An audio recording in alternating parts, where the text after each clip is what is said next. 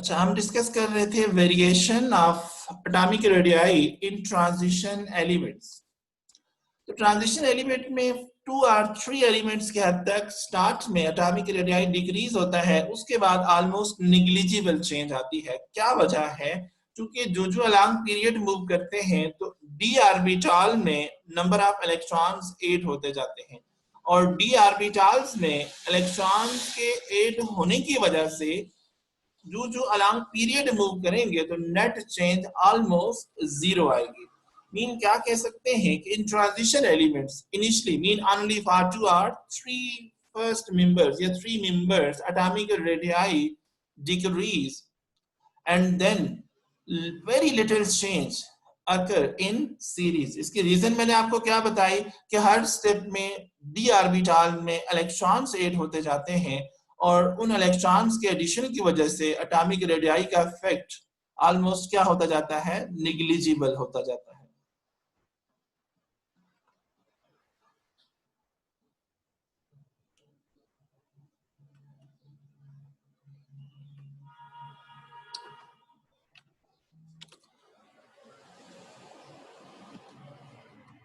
अच्छा, अब अगर हम इस पीरियोडिक टेबल को देखें, मैंने अभी थोड़ी देर पहले आपको क्या कहा कि atomic radii along group increase होता है और अलॉन्ग पीरियड डिक्रीज होता है। पहले जरा अलॉन्ग ग्रुप की बात करते हैं। फर्स्ट एक ग्रुप को जरा गौर से देखें। फर्स्ट एलिमेंट है हाइड्रोजन। जो हम अलॉन्ग ग्रुप जाते हैं, along group mean from top to bottom. Top to bottom जाने से साइज में क्या चेंज आ रही है? एटॉमिक साइज क्या होता जा रहा है? इंक्रीज। देखिए हर ग्रुप में अगर आप देखें, फर्स्ट में ज्यादा प्रोमिनेंट है ये effect.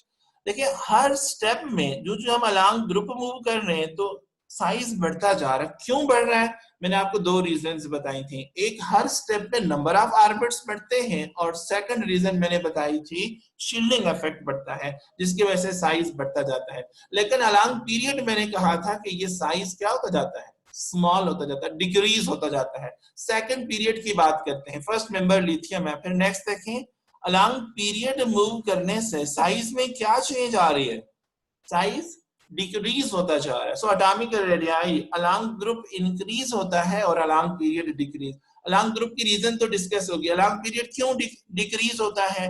when we move along period in modern periodic table, number of orbits remain same, shielding effect also remains same, but due to the increase in nuclear charge, nuclear pull increases, so valence electrons move toward the nucleus. Yeah, attraction between valence electrons and nucleus increases. That's why atomic radii decrease along periods in modern periodic table. ये तो general इसके बारे में बात थी। अब जरा बात करते हैं आयनिक रेडियस की। अच्छा, आयनिक रेडियस का मतलब क्या है? Radius of ion. लेकिन आयन के केस में हम ये नहीं कह सकते कि न्यूक्लियस से लेकर वैलेंस शेल तक का डिस्टेंस।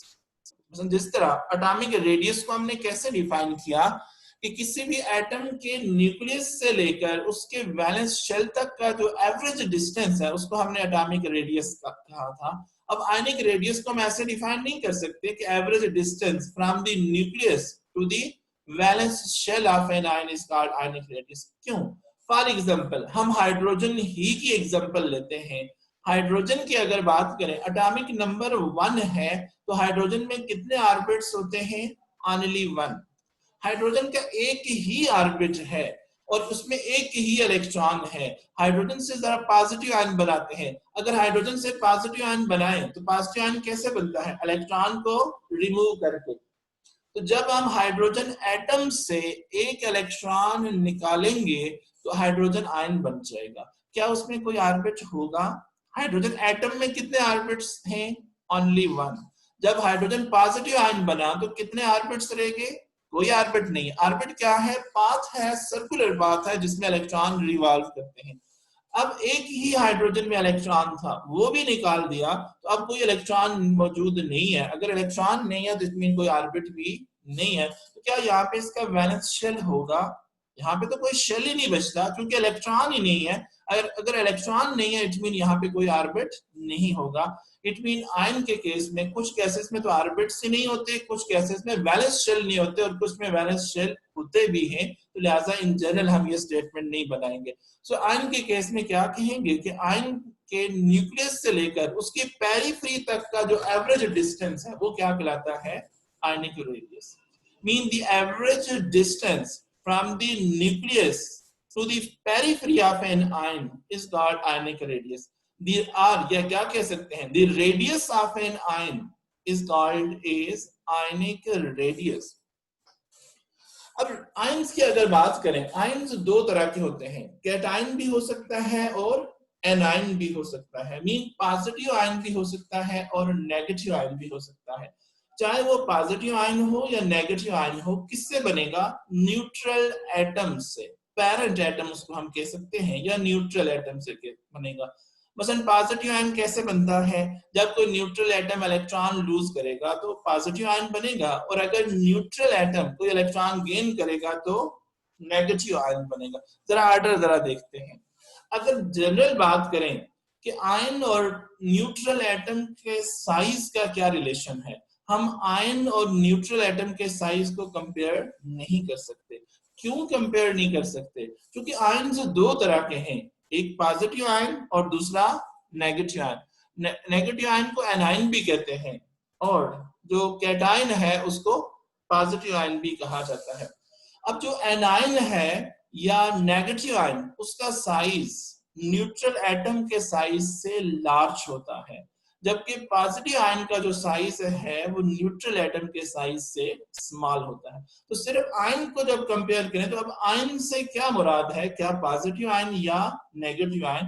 मीन सिंपल आयन को हम न्यूट्रल एटम से कंपेयर नहीं कर सकते, लेकिन कैटायन को न्यूट्रल एटम से कंपेयर कर सकते हैं और एनायन को भी न्यूट्रल एटम से कंपेयर कर सकते हैं। और यहाँ पे दो बड़े इंपॉर्टेंट क्वेश्चन अराइज होते हैं, और वो क्वेश्चंस क्या हैं।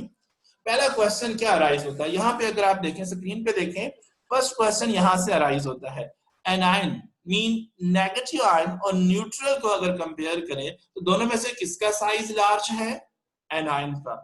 एक क्वेश्चन ये अराइज होता है कि एनायन का साइज उसके पेरेंट एटम के साइज से लार्ज क्यों होता है। और दूसरा क्वेश्चन क्या अराइज होता है कि पॉजिटिव आयन मीन कैटायन का साइज उसके पेरेंट एटम के साइज से स्मॉलर क्यों है। इन दो क्वेश्चंस यहां से अराइज होते हैं। पहले क्वेश्चन नंबर 1 को जरा देखते हैं।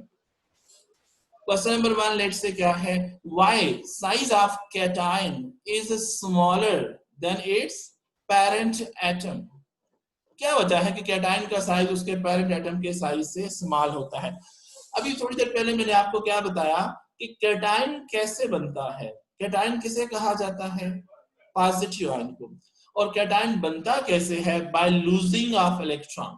और जब कोई न्यूट्रल एटम एक या एक से ज्यादा इलेक्ट्रॉन लूज करता है तो वो किस में चेंज हो जाएगा, पॉजिटिव आयन में। यानी पहली बात हमने बतानी है कि कैटायन है क्या, कैसे बनता है। Cation is formed by the losing of electrons when neutral atom loses one और मोर इलेक्ट्रॉन। इससे क्या चेंज आएगी, उस एटम में क्या चेंज आएगी, जब कोई न्यूट्रल एटम एक या एक से ज्यादा इलेक्ट्रॉन लूज करेगा। एक पॉसिबिलिटी क्या है, फॉर एग्जांपल लिथियम ही को लेते हैं। लिथियम का एटॉमिक नंबर क्या है, 3। लिथियम का एटॉमिक नंबर 3 है। अब इसमें 3 इलेक्ट्रॉन्स हैं, कितने ऑर्बिट्स होने चाहिए, 2। फर्स्ट ऑर्बिट में कितने इलेक्ट्रॉन्स होंगे, 2 इलेक्ट्रॉन्स, और सेकंड में कितने होंगे, 1 इलेक्ट्रॉन। मीन 2 ऑर्बिट्स हैं, इनर ऑर्बिट में फर्स्ट ऑर्बिट में 2 इलेक्ट्रॉन्स हैं और सेकंड में एक ही इलेक्ट्रॉन है। जब लिथियम एक इलेक्ट्रॉन लूज करेगा तो क्या होगा कि कितने इलेक्ट्रॉन्स रह जाएंगे, 2 इलेक्ट्रॉन्स। और जब इलेक्ट्रॉन्स 2 रह जाएंगे तो ऑर्बिट्स फिर कितने रहेंगे, एक ही ऑर्बिट होगा। क्योंकि जो वैलेंस शेल है उसमें एक ही इलेक्ट्रॉन था, वो इलेक्ट्रॉन जब रिमूव हो गया तो अब वहां पे कोई ऑर्बिट मौजूद नहीं है। इसका मतलब पहली पॉसिबिलिटी है कि ऑर्बिट्स कम होते जाएंगे। यानी जब कोई न्यूट्रल एटम इलेक्ट्रॉन लूज करके पॉजिटिव आयन में चेंज होता है तो एक पॉसिबिलिटी, ये जरूरी नहीं है, हर केसेस में हमेशा ऐसा नहीं होगा, पॉसिबिलिटी है कि नंबर ऑफ ऑर्बिट्स कम हो सकते हैं। और जब नंबर ऑफ ऑर्बिट्स कम होंगे तो ऑब्वियसली साइज क्या होता जाएगा, स्मॉल होता जाएगा। तो पहला पॉइंट आपको बात हमें समझ आ गई होगी क्यों कैटायन का साइज स्मॉल होता है, क्योंकि जब इलेक्ट्रॉन लूज होते हैं तो ऑर्बिट कम हो सकते हैं, जब ऑर्बिट कम होंगे तो ऑब्वियसली साइज स्मॉल होगा। दूसरा पॉइंट, जब न्यूट्रल एटम की बात करते हैं, न्यूट्रल एटम में नंबर ऑफ प्रोटॉन्स और नंबर ऑफ इलेक्ट्रॉन्स इक्वल होते हैं, बैलेंस्ड होते हैं। नंबर ऑफ प्रोटॉन्स और नंबर ऑफ इलेक्ट्रॉन्स बैलेंस्ड होते हैं। इलेक्ट्रॉन्स आउटवर्ड फोर्स लगा रहे हैं और न्यूक्लियस इलेक्ट्रॉन्स को इनवर्ड खींच रहा है, ठीक है। अब अगर कोई न्यूट्रल एटम एक या एक से ज्यादा इलेक्ट्रॉन लूज करेगा, लेकिन जब न्यूट्रल एटम था इलेक्ट्रॉन्स और प्रोटॉन्स इक्वल हैं, जब न्यूट्रल एटम ने कुछ इलेक्ट्रॉन्स को लूज कर दिया, एक या एक से ज्यादा इलेक्ट्रॉन्स को लूज कर दिया, इसका मतलब क्या हुआ, इलेक्ट्रॉन्स कम हो जाएंगे और प्रोटॉन ज्यादा हो जाएंगे, क्योंकि पहले इलेक्ट्रॉन और प्रोटॉन्स इक्वल थे। जब न्यूट्रल एटम ने इलेक्ट्रॉन्स को लूज किया तो इलेक्ट्रॉन्स कम हो जाएंगे और प्रोटॉन ज्यादा हो जाएंगे। अब आउटवर्ड फोर्स कम हो जाएगी क्योंकि इलेक्ट्रॉन्स कम रह गए हैं, जबकि प्रोटॉन्स उतने ही हैं। इट मीन प्रोटॉन्स इलेक्ट्रॉन्स से ज्यादा हो गए हैं या इलेक्ट्रॉन्स प्रोटॉन्स से कम हो गए हैं। सो रिमेनिंग इलेक्ट्रॉन को न्यूक्लियस ने स्ट्रांगली अपनी तरफ अट्रैक्ट करना है, जिसकी वजह से वो किस तरफ मूव करेंगे, टुवर्ड द न्यूक्लियस। मीन इसमें आप कह सकते हैं किसी हद तक कि न्यूक्लियर चार्ज भी इंक्रीज हो जाता है। मीन सेकंड पॉइंट इसमें आप फर्दर क्या बता सकते हैं कि अगर ऑर्बिट्स कम होंगे तो शील्डिंग इफेक्ट कम होगा और नंबर ऑफ इलेक्ट्रॉन्स प्रोटॉन्स से कम हो जाएंगे। जब प्रोटॉन्स ज्यादा होंगे तो प्रोटॉन्स से न्यूक्लियस को स्ट्रांगली अट्रैक्ट करना है, तो इलेक्ट्रॉन्स किधर मूव करेंगे, toward the nucleus. Mean nuclear charge बढ़ जाएगा, न्यूक्लियर चार्ज बढ़ा तो न्यूक्लियर पुल बढ़ेगी, तो इलेक्ट्रॉन्स मूव करेंगे टुवर्ड द न्यूक्लियस। सो इसको हम कैसे एक्सप्लेन कर सकते हैं, ये इस क्वेश्चन का आंसर बनता है। आंसर हम कैसे एक्सप्लेन करेंगे, cation is formed by losing of electrons. When neutral atom loses one or more electrons, the number of orbits may decrease. जरूरी नहीं है, the number of orbits may decreases. Next point क्या है, shielding effect also decreases. Number of electrons becomes less than the number of protons.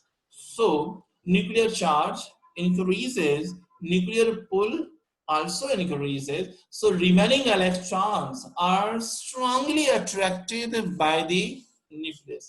That's why size of cation is smaller than its parent atom. या हम इसको आगे ऐसे भी लिख सकते हैं, so cation is always smaller in size than its parent atom. क्या रीजन बताई, due to the decrease in the number of electrons. In this way nuclear attraction, nuclear pull पर इलेक्ट्रॉन इंक्रीजेस। देखिए इलेक्ट्रॉन्स कम हो रहे हैं, पहले जो nuclear पुल थी वो तमाम इलेक्ट्रॉन्स पे डिस्ट्रीब्यूट हुई थी, जो जो इलेक्ट्रॉन्स कम होते जाएंगे तो न्यूक्लियर पुल वही है। जब इलेक्ट्रॉन्स कम होंगे तो वो न्यूक्लियर पुल्स बाकी इलेक्ट्रॉन्स पे जब डिस्ट्रीब्यूट होगी तो पहले से वो ज्यादा होगी, सो इलेक्ट्रॉन्स किधर मूव करेंगे, टुवर्ड द न्यूक्लियस। जरा एक एग्जांपल देखते हैं, सोडियम ही की एग्जांपल लेते हैं। सोडियम न्यूट्रल एटम की बात करते हैं। In case of neutral atom कितने प्रोटॉन्स हैं, 11 प्रोटॉन्स, और कितने इलेक्ट्रॉन्स हैं, 11 इलेक्ट्रॉन। और इसका न्यूट्रल एटम की फॉर्म में क्या साइज है, 186 पिकोमीटर, 186 पिकोमीटर साइज है। जबकि जो सोडियम पॉजिटिव आयन जब इससे बनता है, सोडियम पॉजिटिव आयन कैसे बनेगा, बाय लूजिंग 1 इलेक्ट्रॉन। जब ये सोडियम एटम एक इलेक्ट्रॉन लूज करेगा सोडियम पॉजिटिव आयन बन जाएगा। अब देखें सोडियम पॉजिटिव आयन में कितने प्रोटॉन्स हैं, 11, इलेक्ट्रॉन्स कितने रह गए, 10, क्योंकि एक इलेक्ट्रॉन इसने लूज कर दिया है। प्रोटॉन्स 11 ही हैं लेकिन इलेक्ट्रॉन्स 10 हो गए हैं। इट मीन इलेक्ट्रॉन्स प्रोटॉन से कम हो गए हैं। जब इलेक्ट्रॉन्स प्रोटॉन से कम होंगे तो प्रोटॉन्स की जो न्यूक्लियर पुल है पर इलेक्ट्रॉन, हर एक इलेक्ट्रॉन पे जो न्यूक्लियर पुल है वो बढ़ जाएगी, so remaining electrons will move toward the nucleus, जिसकी वजह से साइज क्या हो जाता है, स्मॉल हो जाता है। तो होपफुली आपको बात समझ आ गई होगी। एक क्वेश्चन और यहाँ पे अराइज होता है कि जो एनाइन है उसका साइज पैरेंट एटम के साइज से लार्ज क्यों होता है, जरा उस क्वेश्चन को भी जरा समझते हैं, क्या रीजन है इसकी। क्वेश्चन क्या है कि why size of anion is larger than its parent atom। वही बात है कि एनायन बनता कैसे है, बाय गेनिंग ऑफ इलेक्ट्रॉन। जब कोई न्यूट्रल एटम एक या एक से ज्यादा इलेक्ट्रॉन्स को गेन करता है तो वो किस में चेंज हो जाता है, एनायन में। और जब कोई न्यूट्रल एटम इलेक्ट्रॉन्स गेन करेगा तो इलेक्ट्रॉन्स गेन करने से ऑर्बिट्स में कोई चेंज नहीं आएगी, शील्डिंग इफेक्ट में भी कोई चेंज नहीं आएगी, लेकिन इलेक्ट्रॉन्स के ऐड करने से इलेक्ट्रॉन्स प्रोटॉन्स से ज्यादा हो जाएंगे। अब देखिए पॉजिटिव आयन के केस में क्या हो रहा था कि इलेक्ट्रॉन्स प्रोटॉन से कम हो रहे थे, जिसकी वजह से न्यूक्लियर पुल पर इलेक्ट्रॉन कम हो रही थी। लेकिन एनायन के केस में इलेक्ट्रॉन्स गेन होते हैं, जब इलेक्ट्रॉन्स को न्यूट्रल एटम गेन करेगा तो इलेक्ट्रॉन्स प्रोटॉन से ज्यादा हो जाएंगे। जब नंबर ऑफ इलेक्ट्रॉन्स प्रोटॉन से ज्यादा हो जाएंगे इट मीन वो जो न्यूक्लियर पुल है, लेट्स सपोज पहले 10 इलेक्ट्रॉन्स पे थी, एक इलेक्ट्रॉन ऐड हुआ तो वो 10 प्रोटॉन के न्यूक्लियर पुल अब कितने इलेक्ट्रॉन्स पे होगी, 11 पे। मीन जितने इलेक्ट्रॉन्स ऐड होते जाएंगे तो न्यूक्लियर पुल वो डिस्ट्रीब्यूट होती जाएगी उन इलेक्ट्रॉन्स पे, इट मीन न्यूक्लियर पुल पर इलेक्ट्रॉन कम होती जाएगी, जिसकी वजह से वैलेंस इलेक्ट्रॉन्स किधर मूव करेंगे, अवे फ्रॉम द न्यूक्लियस। आप अपने जहन में सिंपल ये कंसेप्ट रखें, इलेक्ट्रॉन्स की फोर्स आउटवर्ड है, न्यूक्लियस की फोर्स इलेक्ट्रॉन्स के ऊपर इनवर्ड है। अगर न्यूक्लियस इलेक्ट्रॉन से स्ट्रॉन्गर हो गया तो न्यूक्लियस ने इलेक्ट्रॉन्स को अपनी तरफ खींचना है, और अगर इलेक्ट्रॉन्स न्यूक्लियस से स्ट्रांग हो गए तो उस सूरत में इलेक्ट्रॉन्स न्यूक्लियस से किधर जाएंगे, दूर जाएंगे। मीन न्यूक्लियस का इलेक्ट्रॉन से स्ट्रॉन्गर होने के केस में न्यूक्लियस ने इलेक्ट्रॉन्स को अपनी तरफ खींचना है, लेकिन इलेक्ट्रॉन्स का न्यूक्लियस से पावरफुल होने के केस में इलेक्ट्रॉन्स ने न्यूक्लियस से दूर जाना है। अब न्यूक्लियस कब पावरफुल होगा, जब कोई न्यूट्रल एटम इलेक्ट्रॉन लूज करेगा तो इलेक्ट्रॉन्स कम हो जाएंगे तो प्रोटॉन्स उतने ही रहेंगे, मीन प्रोटॉन इलेक्ट्रॉन से ज्यादा हो गए, सो न्यूक्लियस स्ट्रांग हो गया, सो उस सूरत में जो है वो साइज डिक्रीज होगा, मीन न्यूक्लियर पुल बढ़ेगी। लेकिन इलेक्ट्रॉन्स कब पावरफुल बनेंगे, इलेक्ट्रॉन्स न्यूक्लियस से कब स्ट्रांग होंगे, जब न्यूट्रल एटम इलेक्ट्रॉन्स गेन करेगा उस सूरत में number of electrons number of protons से ज्यादा हो जाएंगे, और जब नंबर ऑफ इलेक्ट्रॉन ज्यादा हो जाएंगे तो उस सूरत में फिर इलेक्ट्रॉन की पावर न्यूक्लियस से ज्यादा हो जाएगी, so electron will move away from the nucleus. So इस क्वेश्चन के आंसर में हम इसको कैसे एक्सप्लेन कर सकते हैं, anion is formed by gaining of electrons. When neutral atom gain one or more electrons, the number of orbits remains same. Shielding effect also remains same, but the number of electrons become greater than the number of protons. Mean electrons powerful हो गए, so electrons किधर move करेंगे, away from the nucleus. जब away from the nucleus move करेंगे तो obviously size क्या हो रहा है, increase हो रहा है। That's why size of anion is larger than its parent atom. या in general हम इसको further ऐसे भी further इसी के साथ explanation दे सकते हैं। So anion is greater or larger in size than its parent atom due to the क्या reason मैंने बताई, due to the increase in the number of electrons. So nuclear attraction पर इलेक्ट्रॉन डिक्रीजेस, जिसकी वजह से size क्या हो रहा है, इंक्रीज हो रहा है। ये तो इस क्वेश्चन का आंसर है।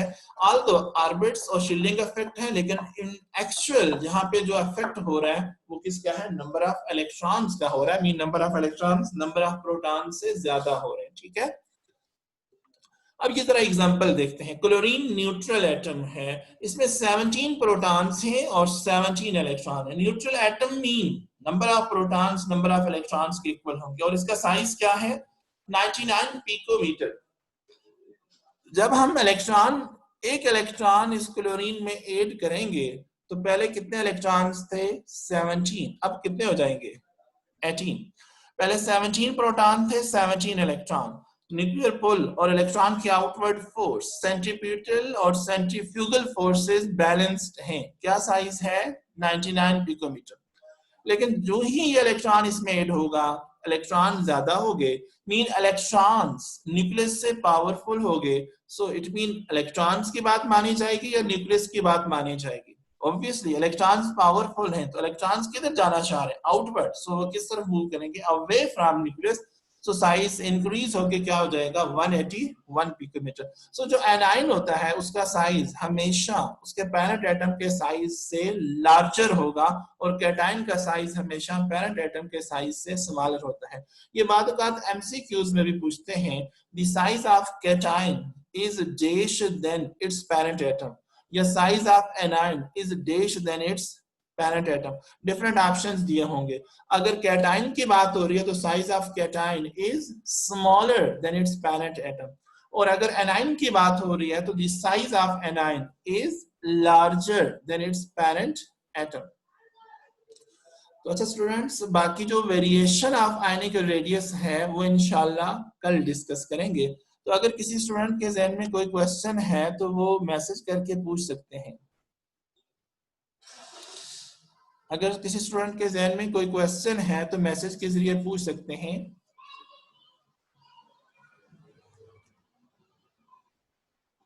मेरे ख्याल में कोई क्वेश्चन नहीं है। ठीक है स्टूडेंट्स, बाकी इंशाल्लाह कल डिस्कस करेंगे। ठीक है, अल्लाह हाफिज।